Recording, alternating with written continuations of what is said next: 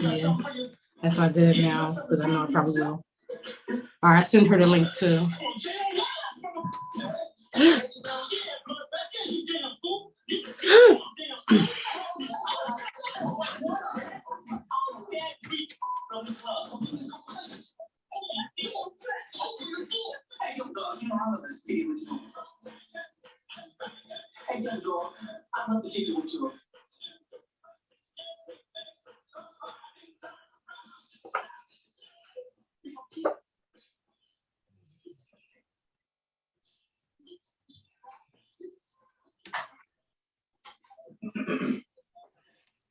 Yes, what she get? Okay, here she go.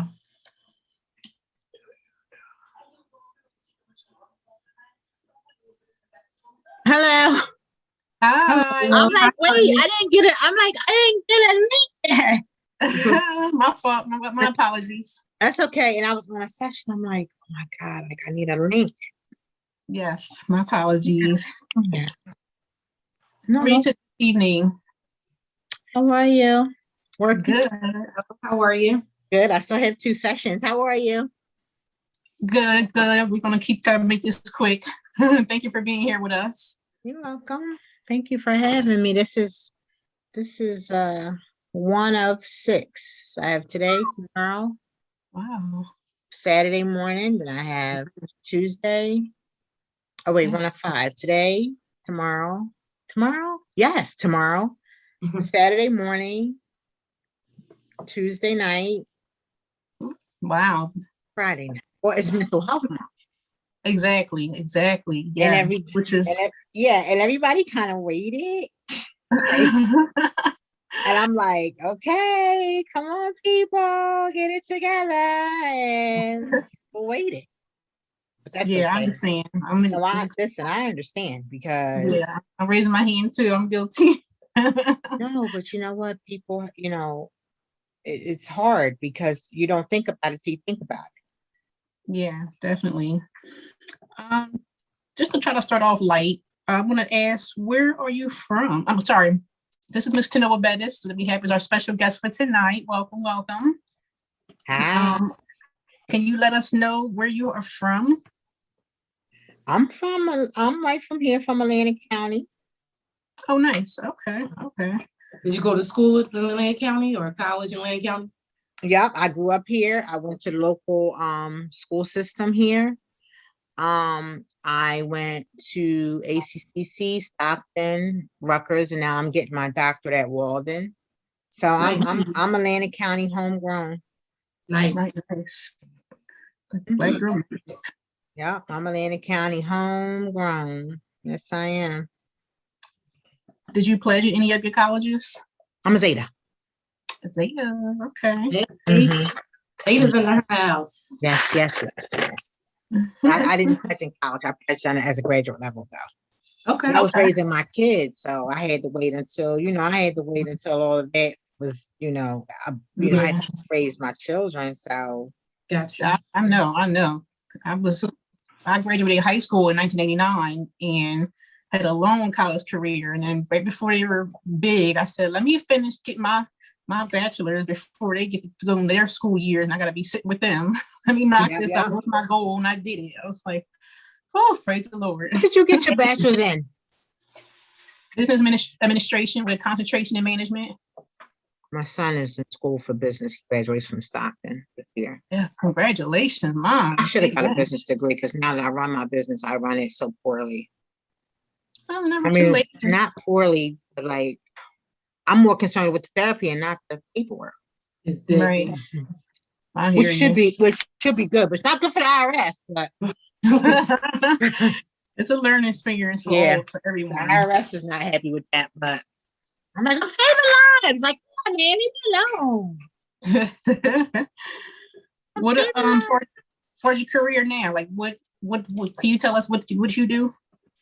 Oh, I'm a licensed clinical social worker. I work at Children's Hospital Philadelphia at the partial program in Maysland, and I run my business, Caring Connections Counseling Services. Okay, so you work mainly with kids or both? Kids with behavior challenges. Okay. Interesting. Mm-hmm. Like, what's like some of the breakdown as far as the clients you take care of? Like, do you see more males than females, or like a more younger? Like you said, you mostly youth though, right? Well, I have a mixed population. I have children. Okay.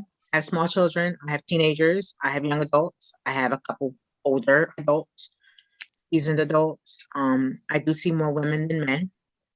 Interesting. Most of the challenges I see are anxiety, depression, adjustment, self-esteem, family problems, interpersonal conflict. Children, I get more ADHD, ODD, some anxiety, trauma. Wow. So it varies. Okay.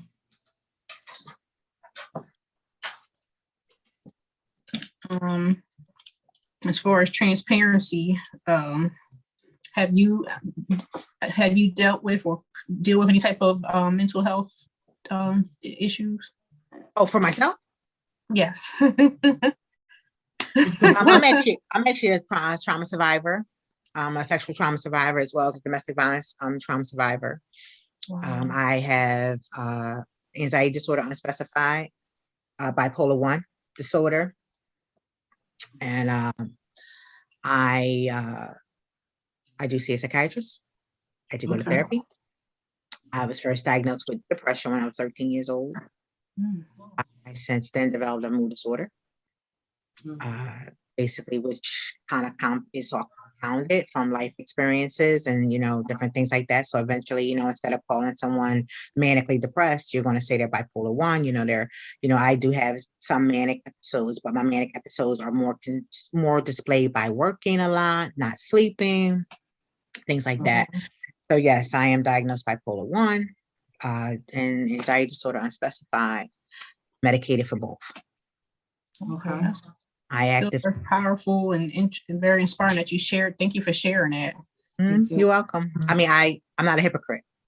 I'm never going to tell anyone anything that I haven't tried. I mean, like I was just telling somebody, today was my 5th day at the gym this week. I'm sorry. Can you repeat? I'm sorry. Can you repeat that? Today was my 5th day at the gym. Oh, great. Nice. Because that is my sanity. I have to keep the serotonin and the dopamine levels in my brain very high, because no matter what I've accomplished, no matter what I achieve, the chemical dependency is there, and the lack of chemicals are in my brain, and I can't help it. I'm thinking about it myself. I went to the health food store last Friday and bought something called 5-HTP, and I'm like, got that in my system, hoping they can get my serotonin levels up, because like I had shared with my sister and all, I've dealt with postpartum depression with both my girls, and that went on, which led me to start the Loosen Up and Live project. So just to help support myself and boost and confident myself, and if I can help others as well, I would love. I'd be feel blessed if I did that as well. But even more recent, I'm currently, I think it's because I'm about to be 40 this year. Not that I'm afraid to hit 40. I'm not the only one that's been 40, but I think my inside, my hormone is just like uncontrollable. I'm just like, I'm gonna keep on pushing. I'm keeping on pushing, keeping going. But some mornings, some nights just feel like it's just overwhelming. I'm better. Yeah, not the end. Trust me. But I just feel like it's just like I'm all alone, or it's just never ending. It's like, we have, it's difficult to ground. Yeah, difficult to ground yourself. It's hard to ground yourself when you feel. Then you just feel like I tell people all the time, never judge a book by its cover. Okay. Yeah. You never know what's laying in between those pages. Right, that's true. Never know what that ink says on those pages. The ink could say something totally different than what you may see. Like today, I took my son to Philly, and I rode around Philly, and I was just looking at statues, and I was just like, I was so funny because I was just so free. I didn't have. I was able to focus on something other than my feeling. I was able to distract myself from, and nothing was even necessarily wrong. That's but I can relate. yeah. But also, what I also relate to that, and I tell people, do your family history, because when I did my family exploration, I had 2 aunts that were bipolar. One that was had suicidal ideation. People, especially people of color, there's like this conception like, oh no, they all right. They just loose in the mind.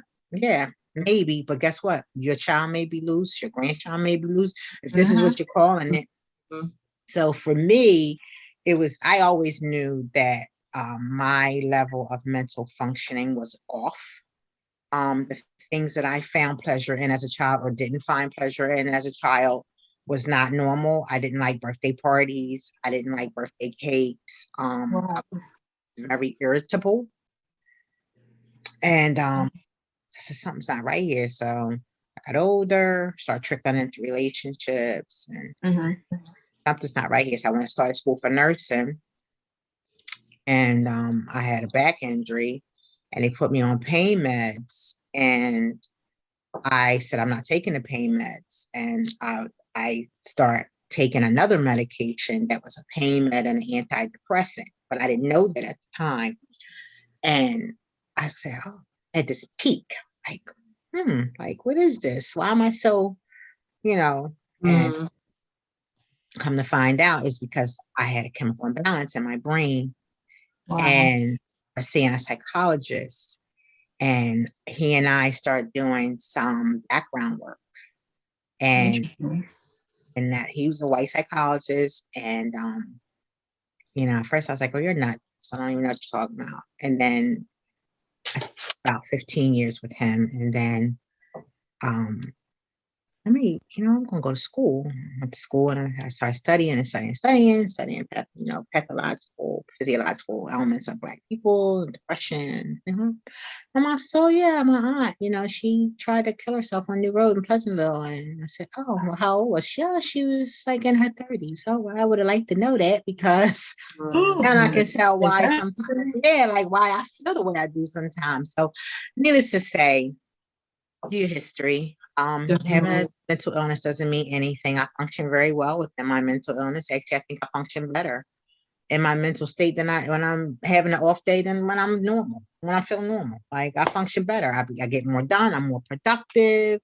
But people are nervous to say it, and that's a shame for them that they're going to suffer. You said that's with the medicine, you said? Huh?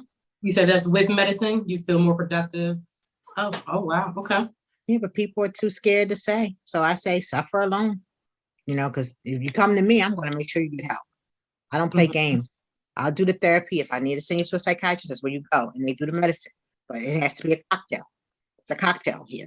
You can't try, and it's just like trying to fix something that you don't have the tools to fix. Like if you have a chemical imbalance, you need to get help. It's not going to go away because you drink herbal tea. It's not. Like you can drink the herbal tea and meds, like if you need them, but how can they determine like the chemical imbalance? Like, do they do like blood tests for like your serotonin, and can they determine they're low, like blood lab work, or how they?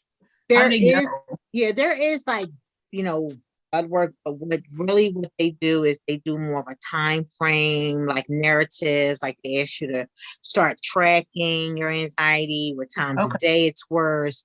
It's more narrative, qualitative data, like truth, like your story. Vitamin D levels sometimes can be indicative of depression if they're low. Because that's like the mood, things like that. But then again, remember, it's also normal to have a low mood sometimes. Who's going to be up all the time? You know what I mean? So there has to be very specific diagnostics done. I know one thing about people of color, communities of color, they like to put the word bipolar around. And it's really sad because that's a really hurtful term for some people. I was just recently diagnosed bipolar about 3-4 months ago. So I actually told the psychiatrist, listen, boom, boom, boom. Here it is. Sign it. Do whatever you gotta do with it. Like, you're right. I know, because this is what I do.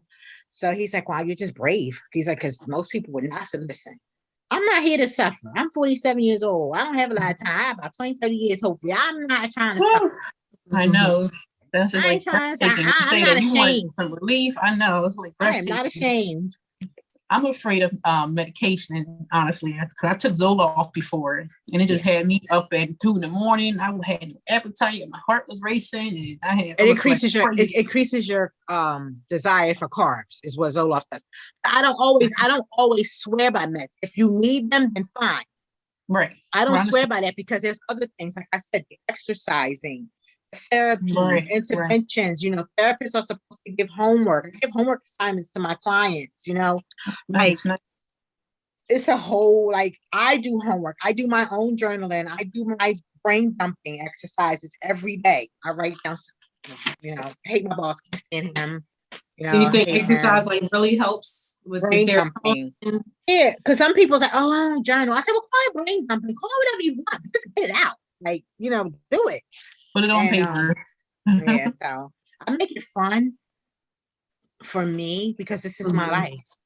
This is who I am, and it's what I like is that it's made my children use the verbiage, like they use mental health verbiage, because my daughter has anxiety. Like, they're not afraid to say, "Oh, I think no, use it freely." I know you got it. I know you got it because you get it from your mama. So I know. So just like open communication. Yeah. What advice would you give somebody like looking to become a social worker, like starting out in the beginning? Any advice you would give somebody newly in their career? One thing I'm going to say, right? Every social worker doesn't become a therapist. Okay. Social work is a very broad field. You can do case management, you can do advocacy, you can do government work, you can do grant work. If you want to become a therapist, you need to know your why. Why are you doing this? Because you are going to be so influential to other people. So you need to know your why. It's not because, I heard if I go into it, I can build my own business and make 6 figures. Yeah, that's true. That's true. But that's not my why. Know your why. Understand that the matters of the mind are very delicate, and you have to be in it for the long run. Because when I shut my computer down, I take every client's shit with me to bed. Wow. It's right here. Oof. And so theirs are here and mine is here. So it's like, but I feel like if we're working on it together, yes, then we can do it. And then you're making progress. And I make time for self-care. I always just know your why. Know why you want to do it. Exactly. That's be able to state it and state it plain. I want to be a psychotherapist because of this, and this. Yes. Not because, my girlfriend's one and she makes a lot of money and she, she has clients and she's black and she's on the website and she just look cute on a therapy website.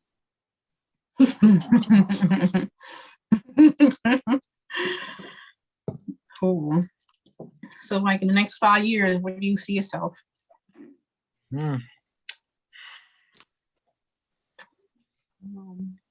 Probably still sitting here doing therapy if they allow us to continue on the computer. Teaching. I do teach now. I teach interns. I mentor nurses who are becoming into become psychiatric nurse practitioners. Wow. I love to teach. I see myself with my doctorate in less than a year and teaching. Still doing private practice and probably still with CHOP. Oh, nice. Okay. Is there anything that you want to promote, like as far as your business, your website? I can give you my website. I'll put it on the chat. Okay. The thing is that I don't really advertise. I don't have to because people know me. I make myself available. I do not advertise. I do not solicit. I help whoever I can. If I can't help them, I find somebody who can. So that's just who I am. I've been blessed enough to where there's been enough people that trust me, and I do the best I can by people. That's what I try to do. Mm-hmm. That's why let me call Miss Tanoa, because she's been a blessing in my family for some time. How is my girl? How is she? So well. I'm glad to report that. So where is she at? Probably, she's in Pleasantville. Oh, she's back here? I know she had went away. Okay. I'm gonna tell you to ask about her. Yeah, please do. Yeah. Did anything else you want to ask? No, I'm just going to get up and she's talking to me. I'm sorry. Oh, no. Actually, all the questions I was going to ask, she basically touched on, because I was going to ask her, like, did she start off with social work or did she start off with something else? And she basically touched on that. And I was going to ask her, do you see anything in your kids that you may notice that other people can look out for or anything? But you kind of touched on that also. As far as the order. Always be mindful of your children. Always remember, a lot of times people will say, oh, they're so emotional. So, do their inventory, what's in their bucket, what's missing from their bucket, because I think that kids are the most underdiagnosed. Mm-hmm. Black children are the most overdiagnosed with ADHD and behavior challenges, but really it's not always that. Sometimes it's trauma, sometimes it's abandonment, sometimes it's attachment, sometimes it's anxiety. Mm-hmm. So I think that we just have to be very mindful of how we, interact with our children and how we convey the information, take the information that they give us. Because I think now, I look at what I go through now, and it brings me almost to tears thinking, what if they going to end up going through what I go through? I want them to be strong. I don't want them to be like me, but I guess it's nothing I can't control. That's nothing I can control right now. But you are strong. But you are strong because, like I told you, you are strong. But the way that our world is set up, it doesn't allow us. We dealing with our personal stuff, society stuff. We're dealing with a lot of stuff. It's very overwhelming. But it's dealable. It's doable. We can get through it. Amen. But you have to put yourself in a mindset that I'm going to conquer this. And I'm not going to let this conquer me. And I think that once you change the way you think, then you're better able to manage it all together.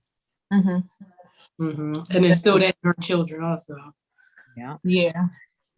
From early on, so them guys like go out looking for, or like just try to tell them. Our mantra is, I'm smart. I'm beautiful. I'm the bomb. I can do anything that I put my mind to. Mm-hmm. Get it in writing. Make it plain. Yeah. And make it plain. It up, put it on the little in their room. Put it in there. Yeah. Put it up. Put it on a post-it note on the bathroom mirror every morning before they brush it. They'll see. It's a great idea. So I love it. Make it visible. Make it visible. Amazing idea. Well, again, I don't want to hold you much longer. Again, it was a blessing, honor to have you on here for Mental Health Awareness Month. This was started over 7 years ago. I did a little research. I said, who better to have on here? Mrs. Tanoa. Thank you. Thank you so much. Thank you for having me. And let me know what your YouTube link is so I can watch and add and comment. Okay. Yeah, Let me know what the YouTube link is, and I'll support and pass and share it. Definitely. And also to the viewers too, please make sure you like, subscribe, share this video. We can keep on bringing more content to help you loosen up. Mm-hmm. This is great. Thank you so much. Thank you, ladies. Okay, take care. Have a good one. Yeah, you too. Bye-bye.